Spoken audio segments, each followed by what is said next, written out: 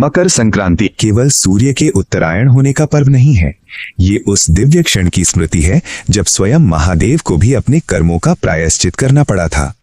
ये कथा है कपाल मोचन तीर्थ की, उस स्थान की जहां देवों के देव शिव को ब्रह्म हत्या जैसे महापाप से मुक्ति मिली। कथा उस काल की है जब सृष्टि के रचयिता ब्रह्मा जी को अपनी ही शक्ति का अहंकार हो गया था। उनके 5 सिर थे।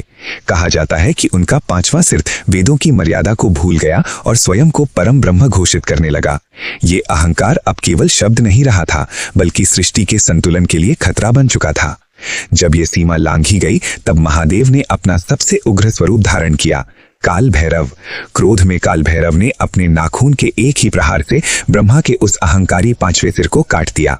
लेकिन ये कोई साधारण वध नहीं था, ये ब्रह्म हत्या थी, एक ऐसा महापाप जिसका दंड देवताओं को भी भोगना पड़ता है।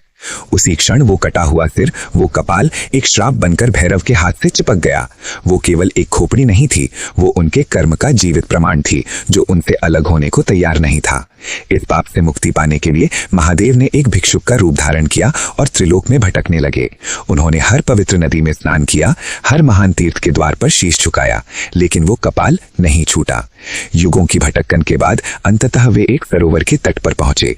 वो दिन था मकर संक्रांति का, जब सूर्य दिशा बदलता है और ब्रह्मांड की ऊर्जा शुद्धिकरण के चरम पर होती है। जैसे ही महादेव ने उस सरोवर के जल को स्पर्श किया, एक दिव्य चमत्कार घटित हुआ। वो कपाल जो युगों से उनके हाथ से चिपका था, स्वयं छूटकर जल में गिर पड़ा और वहीं भस्म हो गया। उसी क्षण महादेव को ब्रह्मा हत्या के पाप से मोक्ष प्राप्त हुआ और ये स्थान कहलाया कपाल मोचन तीर्थ।